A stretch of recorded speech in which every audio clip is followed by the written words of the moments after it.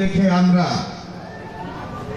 যেহেতু জাতীয়তাবাদী দলের কর্মী, আমরা আমাদের দল ঘোষিত 31 দফা বাস্তবায়নের মাধ্যমে আমরা এই বাংলাদেশকে সুন্দর এবং সঠিক একটি দেশ হিসাবে গড়ে তুলতে চাই।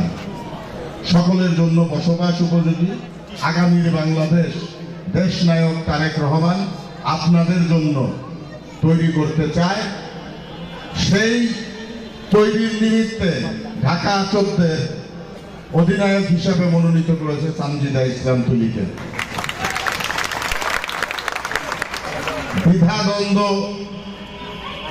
সবকিছু ভুলে আমরা সবাই ধানের শীষের পক্ষে কাজ করছি, ধানের শীষের পক্ষেই কাজ করব ইনশাল্লাহ। সানজিদা ইসলাম তুলি আমাদের সকলের চেষ্টায় আমি মনে করি, আমি শতভাগ নিশ্চিত ইনশাল্লাহ আমাদের ভোটে নির্বাচিত হয়ে সংসদে যাবে এবং এই সাহালির যাবতীয় সমস্যা, ঢাকা 14 যাবতীয় সমস্যা, এখানকার মাদকের সমস্যা, চাঁদাবাজির সমস্যা, আপনার আমার মা বোনের চলাচলের স্বাধীনতা।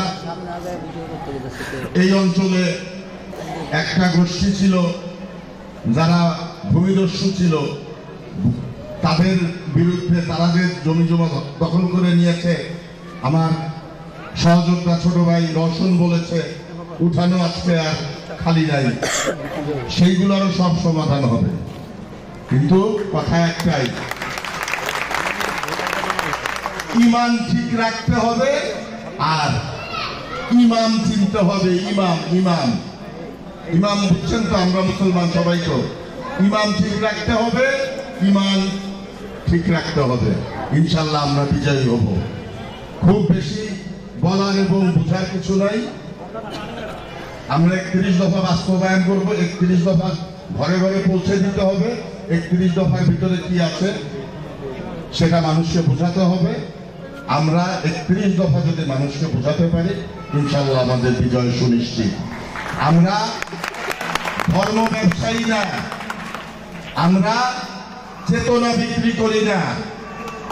আমরা শহীদ রাষ্ট্রপতি জিয়াউর রহমানের আদর্শে গড়া সন্তান।